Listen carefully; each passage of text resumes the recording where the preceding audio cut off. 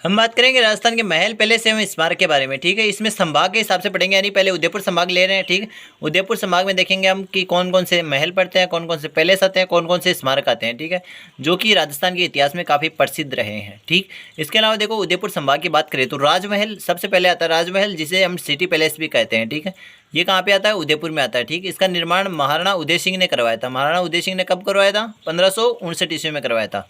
और ये कहाँ पर स्थित है? पिछोला झील के किनारे स्थित है। इसके अलावा देखो फर्ग्यूसन ने इसके लिए क्या कहा?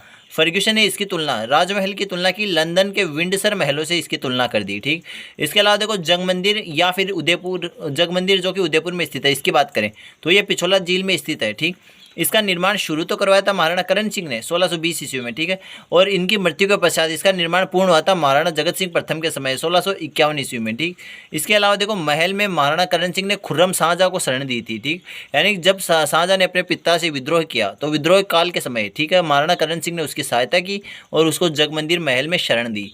इसके अलावा देखो अगला महल आता है जगनिवास महल। जगनिवास महल कहाँ पे पड़ता है? उदयपुर में पड़ता है। ठीक, ये भी उदयपुर में पड़ता है और इसके अलावा पिछोला झील के मध्य में बना हुआ है। ठीक, इसका निर्माण भी महाराणा जगत सिंह द्वितीय ने करवाया था, 1746 ईस्वी में करवाया था। हाड़ी रानी का महल, ये सलूम्बर उदयपुर में पड़ता है। ठीक, यानी उदयपुर में दूसरा महल कौन सा पड़ता है? हाड़ी रानी का महल, जो कि सलूम्बर उदयपुर में पड़ता है। अब हाड़ी रानी से संबंधित एक कथानक आता है, यानी चुंडावत मांगी सेनानी सिर काट दे दियो शतरानी।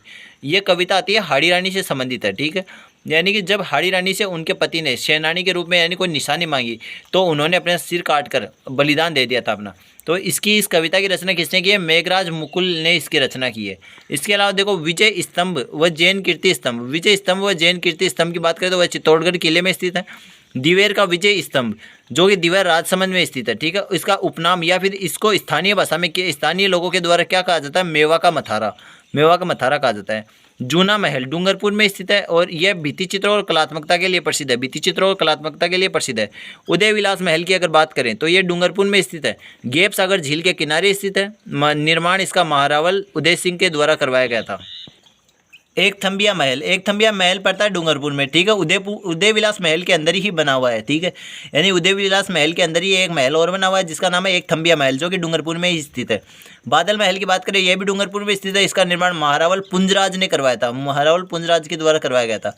मानगढ़ धाम स्मारक, ठीक है, ये मानगढ़ पहाड़ी पर स्थित है। ठीक है, बांसवाड़ा मानगढ़ पहाड़ी पर स्थित है। इसे राजस्थान का जलियांवाला बाग कहा जाता है। ठीक है, यानी कि गुरु गोविंद सिंह की सभा पर जब अंग्रेजों के द्वारा अटैक किया गया या फिर आक्रमण किया गया तो वहाँ पे काफ़ी लोग बिना मतलब में मारे गए। ठीक है, यानी कि बिना दोष के मारे गए, तो उसके कारण मानगढ़ धाम स्मारक बनाया गया वहाँ पे, जो कि मानगढ़ पहाड़ी बांसवाड़ा में स्थित है, जिसे राजस्थान का जलियांवाला बाग कहा जाता है।